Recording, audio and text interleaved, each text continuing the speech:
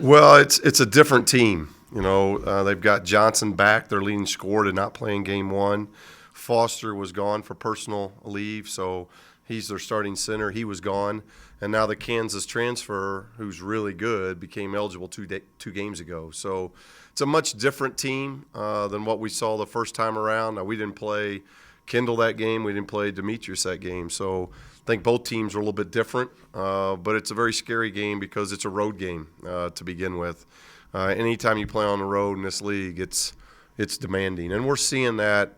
I think you're seeing that in the top leagues in the country. If you look at the Big Ten Conference, if you look at the Big East Conference, you look at our conference, there are just crazy score after crazy score, bottom beating top, middle beating top. It's just when you're in a league like this, you've got to play good basketball. So we've got to go play good basketball at Fresno. And you haven't had a losing streak. I mean, no back-to-back losses. What have you guys been able to do to kind of get them back on track? Well, I give that credit goes to players because when you lose and you get back out on the floor, that's the last thing that's stuck in your mind that you've been beat.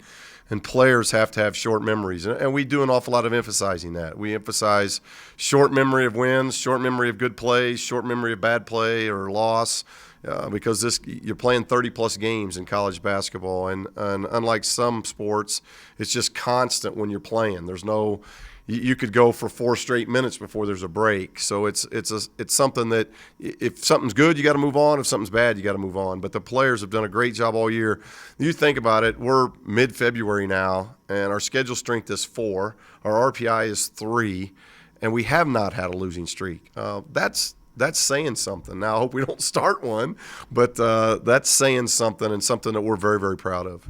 You talked about it a little bit, and I asked Dave Rice this too, how they go from, on one hand, they want to turn the page from your game and just kind of put it behind them, and they want to do the same thing with Fresno. But how do you guys go from game to game the way you do, without forgetting the bad you did at UNLV and without totally just ignoring it? Well, we always teach. One thing that we always do on Monday is the coaches, either on Sunday or early Monday, we've broken down tape of our previous game, which was UNLV, and we always show clips of what we got to work on, things that were taken away from us, things that were, in case of UNLV and this game, we're going to package it now that we've played 2 games with them, and we'll wait until there's an opportunity possibly to play them in the conference tournament, and those clips will come out. It's ready. Coaches have done it. But unlike today where we would normally teach what happened in the UNLV game through film, we'll just talk to our team about it because we need to move right to Fresno because they're new. There's 3 players that didn't play in game 1 that are playing a lot. 2 of them are starting. So today's emphasis in our film session will just be, here's what we did well against UNLV, here's what we didn't do well, and we got to shape up. But let's move to Fresno now, and we've got to do these things better against Fresno. So it's a little more abbreviated than a normal conference game because you do consider Fresno a different team at this point. Yes, if we had played Fresno full and they'd played us full strength, we would spend the first 15, 20 minutes today going over the mistakes that we made against UNLV. Today it'll just be talked about, not shown on film, because we need to move very quickly because there's so much film to cover on Fresno. Coach, you talked about it being a different game, but are you anticipating it being different, like inside, faster, or because of the guys? Well, Foster gives them another big body. Now, Upshaw's out. Upshaw was obviously the biggest kid that they have. He was here for game 1. He's suspended with our last game of his suspension, so he's not there. But with Foster, they gain experience, big body, good athlete, and then even a bigger key is Johnson. Johnson really adds to their backcourt. He's their leading scorer, can really shoot it, nice left-handed guard. And now they add some strength inside with the Kansas transfer. So, now there's going to be three new guys minus Upshaw. So I guess it's 2 new guys, 2 new bodies that they'll have in this game that they didn't have. And obviously we've got Kendall and Demetrius in the mix now, so that helps us as well, I think. How much do you think if you look at the poll again, Colorado State is in this time? I mean, they don't ever put all you guys in at one time. I guess the coaches poll, there's 3 teams, but it's like they put 2 teams together and then you drop 4 or 5 every time you lose. What do you make of it? Well, it's got to be a gradual thing that we're getting to. There's some teams that can lose 2 and 3 games in a row, and they're only going to drop 5, 6, 7 spots. If somebody in our league loses 2 or 3 in a row, you saw UNLV do that. UNLV was right. I think they were receiving votes like 26, 27. They lose 2 in a row last week, and then they beat us at the end of this week, and I think they're 39th. So there's a much larger gap in the drops, but it's just unusual because we are the 3rd best league in the country, and there are going to be losses. I mean, you're not going through this league undefeated. We're fortunate we haven't lost at home yet. We're fortunate that we've been able to go 2-2 on the road, so we've had a very good start. But it's just a start. There's an awful lot of good games still left to be played.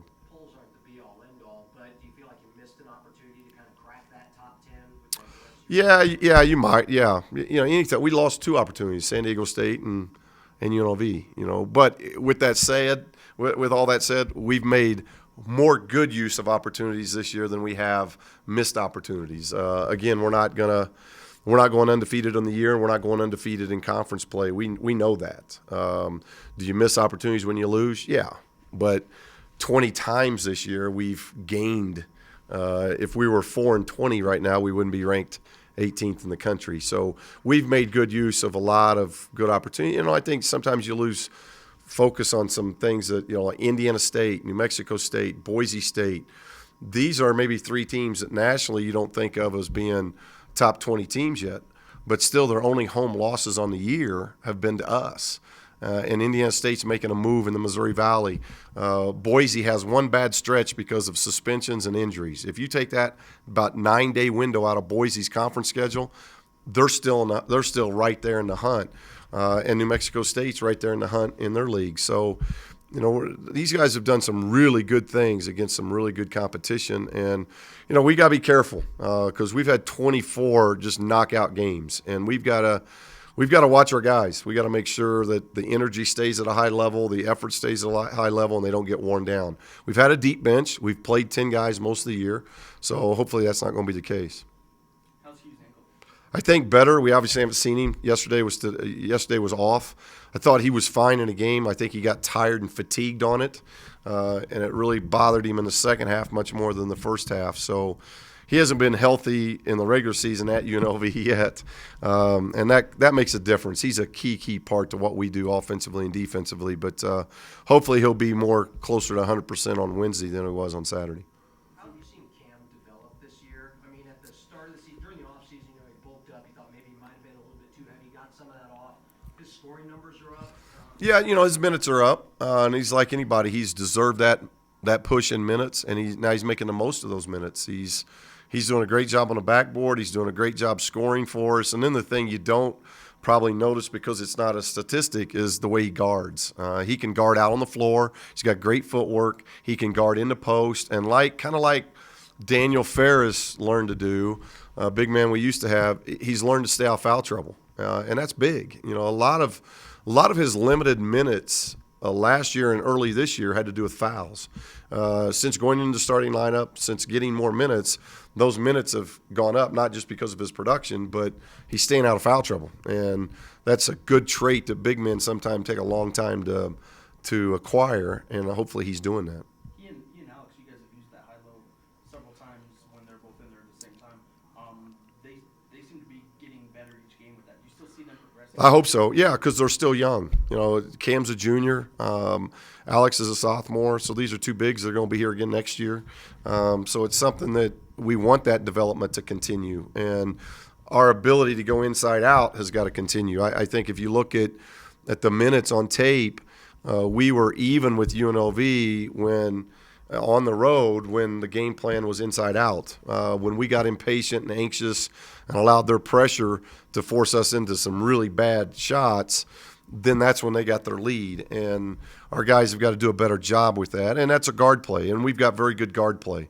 But our guards have got to understand that the more damage bigs can do inside, defense is always a give and take. And if you're going to just stay home with the guards, then the bigs have got to hammer you until you make some adjustments. And then when those adjustments come, then the guard shots will come. Was that maybe one, I don't want to put words in your mouth, but maybe almost frustrating because you have experienced guards, and it was them kind of stopping from getting it inside. Well, yeah, and that happens. I'm not going to say it's not a perfect deal. I'd like to say every game is going to be a perfect game plan and executed that way. It obviously doesn't, and that's one of the difficulties of playing on the road. You're playing in front of 17,000, and their backs are against the wall. That was an absolute must-win for UNLV. If they don't win that game, this week takes on a whole new meaning for them. Now they're feeling good about themselves again, and I think that's the opportunity that we missed. But the thing, and I think I'm most pleased with our guys, at least in the last 4 or 5 games, I felt in watching game tape even after the game, we've gotten everybody's best game. I don't know if Wyoming's played any better than when they played against us up there. I don't think UNLV, that's been their best game in a long time, the game that they just executed on us. San Diego State, wasn't a great offensive game for them, but I thought that's as much energy and as well as they've played against us in a long time. So we're getting a lot of good shots, and our guys are coming through with that. Air Force, they've never felt better about themselves when they came here to play us. So we're getting everybody's A game, and that's hard. In a league like this, it'd be nice to get somebody's C or D game every now and then. But we're not getting that, and our guys know that, and they've got to be prepared for that. Coach, what concerns you most about Fresno? Is it the new faces, the guys who weren't there last time, or what concerns you? Yeah, new faces and just the energy of them being able to play at home. And they're a very good defensive team. And that's always been a slugfest for us because if anything, our guys have been a little bit inconsistent with, it's been offensively. Our defense, our guys have done, and that's why I talk about with effort. Our guys' defense is about effort, and our guys have given that 24 times. They've just been tremendous in that regard. There's been a couple games where the offense has not been there, and sometimes that's going to happen, especially against good defending teams. And if you look at, Cincinnati holds us in the 50s. St. Louis, you've got, the South Dakota State might be the only loss where it really wasn't because of a defensive team that took something away from us. Our other 3 losses were because San Diego State, we really got defended well. So I think Fresno is a very good defensive team. You look at record, you can almost throw their record out because it has nothing to do with the defensive end. They have been really solid defensively all year. So our concern is where are we going to get scoring? Where's our offense going to get in flow more than it is the defensive end?